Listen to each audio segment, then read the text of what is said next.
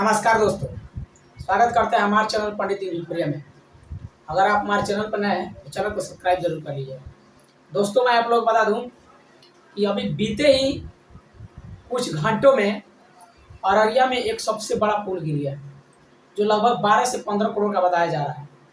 आखिर बिहार में ये पुल गिरने का सिलसिला कब तक चालू रहेगा? क्या सरकार इतने दिन से अगर पुल गिर रहा है तो क्या सरकार इसका जांच कर रही है? क्या सरकार उसके लिए कोई हथकंडा अपनाई? नहीं अपनाई। अगर उसके लिए सीबीआई, ईडी का अगर व्यवस्था किया गया होता, अभी तक बिहार में इतना पुल गिरने का रिकॉर्ड नहीं बनाया होता। क्योंकि हर दिन, हर महीने में घटने वाली ये पुल गिरने का जो न्यूज है वो चारों तरफ एक बौखलाहट नजर आता है। क्योंकि बिहार में विकास का जो काम है वो लगभग पुल गिरने से हमको लग रहा है कि 50% डाउन हो जा रहा है।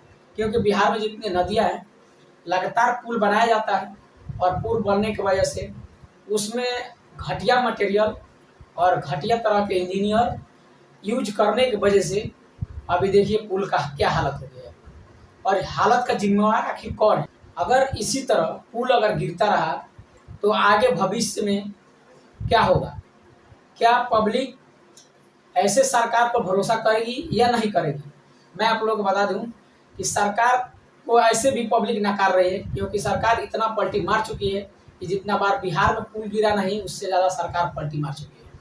क्योंकि बिहार में आए दिन खबरें भी आते रहता है पुल गिरने का, लेकिन बताया जा रहा है कि 12 से 15 करोड़ का पुल अररिया में गिर गया है।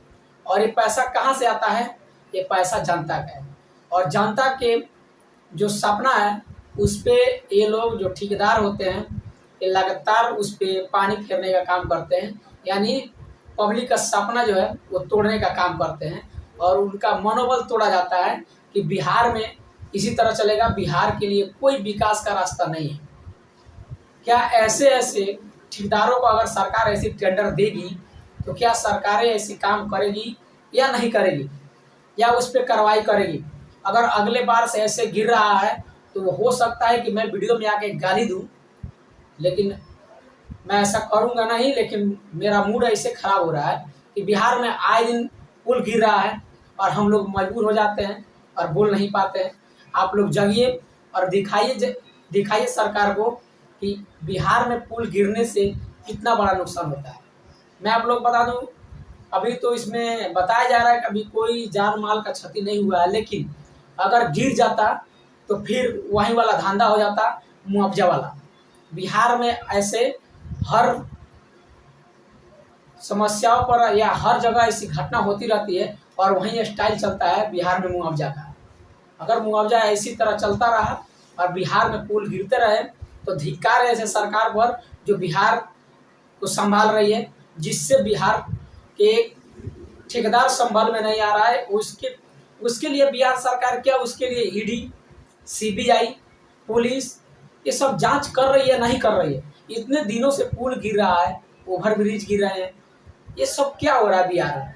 ये सब अगर बिहार में ऐसे चलता रहा तो बिहार का जो भविष्य है, ऐसे ठेकेदारों की वजह से बिहार का भविष्य डूब जाएगा। और डूबने का वजह से अभी मैं आप लोगों को बता दे रहा हूँ कि बिहार में इतने ज़्यादा, मतलब मैं आप लोगों को क्या बताऊँ, बिहार में इतने ज़्यादा लोगों का तकलीफ है कि सामने आके खुल के बयान नहीं किया जा सकता।